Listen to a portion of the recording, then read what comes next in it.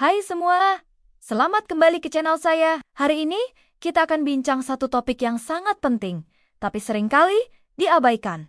Kesehatan mental. Ramai orang ingat, jaga kesehatan nih cuma pasal makan sehat dan bersenam. Tapi sebenarnya, kesehatan mental kita sama pentingnya dengan kesehatan fisikal. Pikirkan macam nih, otak kita nih macam pusat kawalan untuk seluruh badan. Kalau pusat kawalan ada masalah, semua sistem lain pun akan terjejas kan? Jadi, menjaga minda kita adalah kunci untuk kehidupan yang seimbang dan bahagia. Dalam dunia modern yang serba pantas nih, kita sentiasa berdepan dengan pelbagai tekanan. Tekanan kerja, masalah keuangan, konflik dalam perhubungan. Malah tekanan daripada media sosial yang sentiasa menayangkan kehidupan orang lain yang nampak sempurna. Semua ini boleh memberi kesan mendalam kepada emosi dan pikiran kita. Kadang-kadang, kita rasa sedih, risau, atau letih tanpa sebab yang jelas. Ini adalah tanda-tanda awal bahwa minda kita perlukan perhatian. Jangan pandang remeh perasaan-perasaan ini. Ia bukan tanda kelemahan,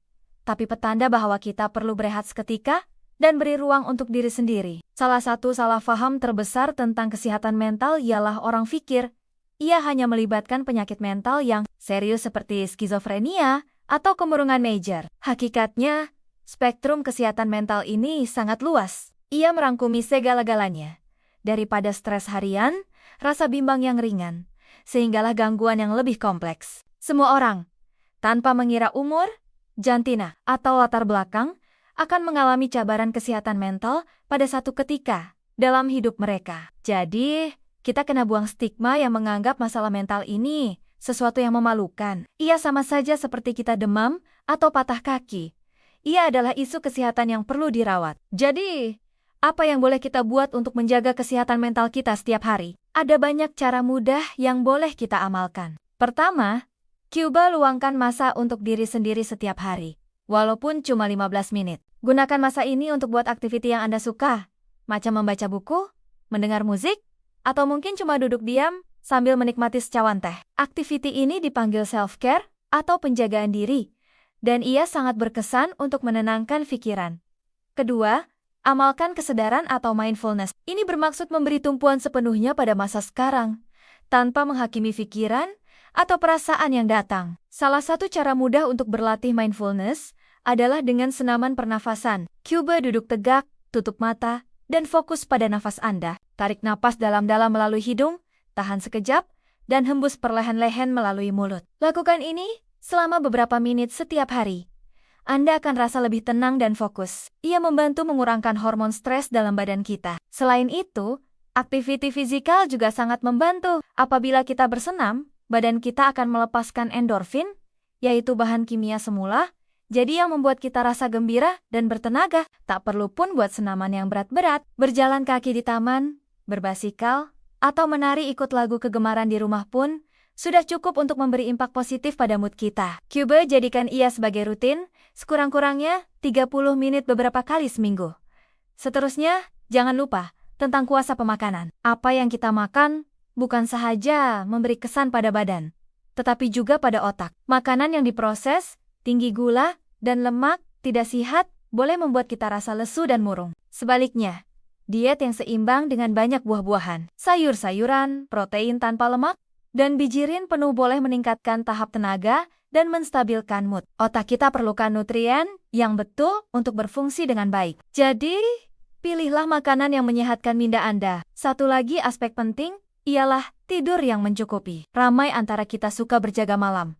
Sama ada untuk siapkan kerja atau layan media sosial. Tapi, kurang tidur boleh menjejaskan kesehatan mental secara serius. Ia boleh buat kita jadi cepat marah, sukar untuk fokus, dan lebih cenderung untuk berpikir negatif. Orang dewasa secara amnya memerlukan 7 hingga 9 jam tidur setiap malam. Coba tetapkan waktu tidur dan waktu bangun yang konsisten, walaupun pada hujung minggu. Elakkan guna telepon atau menonton TV sekerong-kerangnya sejam sebelum tidur untuk bantu otak kita berehat. Hubungan sosial juga memainkan peranan yang sangat besar. Manusia secara fitrahnya adalah makhluk sosial. Kita perlukan sokongan dan interaksi dengan orang lain untuk rasa gembira. Luangkan masa bersama keluarga dan kawan-kawan yang positif dan menyokong. Berkongsi masalah dengan orang yang kita percaya boleh jadi sangat melegakan. Kadang-kadang, bila kita luahkan apa yang terbuku di hati, beban rasa lebih ringan. Jangan pendam seorang diri. Ingat, meminta tolong adalah satu kekuatan,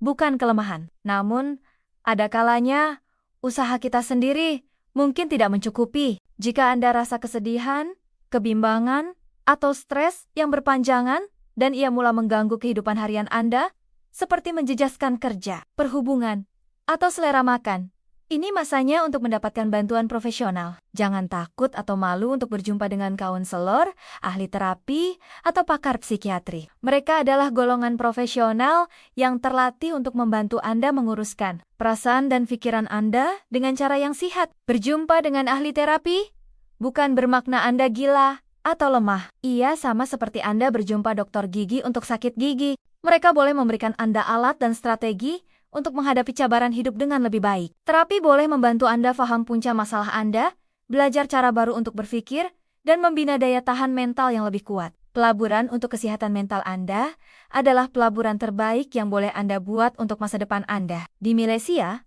kesadaran tentang kesehatan mental semakin meningkat, dan terdapat banyak sumber bantuan yang tersedia. Ada talian bantuan seperti Befrienders yang menawarkan sokongan emosi 24 jam sehari secara percuma dan sulit. Anda boleh hubungi mereka pada bila-bila masa jika Anda rasa perlukan seseorang untuk mendengar. Selain itu, banyak hospital kerajaan dan klinik kesehatan kini menawarkan perkhidmatan kaunseling dan psikiatri dengan kos yang berpatutan. Jangan biarkan kos menjadi halangan untuk Anda mendapatkan bantuan. Bagaimana pula cara kita untuk menyokong orang di sekeliling kita yang mungkin sedang bergelut dengan masalah kesehatan mental? Pertama sekali, jadilah pendengar yang baik. Kadang-kadang, mereka cuma perlukan seseorang untuk mendengar tanpa menghakimi. Elakkan daripada memberi nasihat yang tidak diminta seperti "Kuba gembirakan diri" atau "Fikir positif saja." Sebaliknya, tunjukkan empati. Anda boleh kata, "Saya mungkin tak paham sepenuhnya apa yang awak rasa, tapi saya ada di sini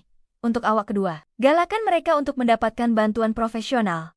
Tetapi jangan paksa. Anda boleh bantu mereka cari maklumat tentang kaunselor atau talian bantuan yang ada. Tawarkan diri untuk temankan mereka ketemu janji jika mereka rasa gemetar. Sokongan kecil seperti ini boleh memberi perbezaan yang besar.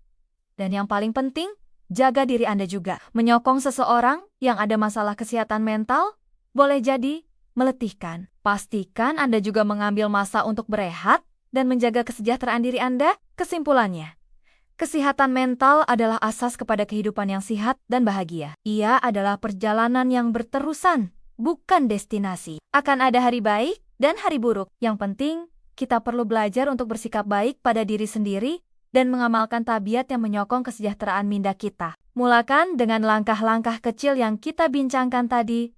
Ambil masa untuk diri sendiri. Amalkan mindfulness, bersenam, makan dengan sehat, tidur secukupnya, dan kekal berhubung dengan orang tersayang. Dan ingat, Anda tidak bersendirian dalam perjuangan ini. Ramai orang di luar sana yang paham dan sedia membantu. Jangan pernah putus asa untuk mencari cahaya di ujung terowong. Setiap langkah kecil yang Anda ambil hari ini adalah satu kemenangan besar untuk kesehatan mental Anda. Terima kasih karena menonton video hari ini. Saya harap perkongsian ini bermanfaat untuk Anda semua. Jika Anda rasa video ini berguna, jangan lupa untuk tekan butang suka, kongsi dengan kawan-kawan Anda. Dan yang paling penting, langgan saluran ini untuk lebih banyak kandungan seperti ini. Sila tinggalkan komen di bawah jika Anda ada sebarang pengalaman atau tips lain untuk menjaga kesehatan mental. Mari kita sama-sama cipta community yang lebih positif dan menyokong. Jaga diri, jaga minda. Jumpa lagi dalam video akan datang.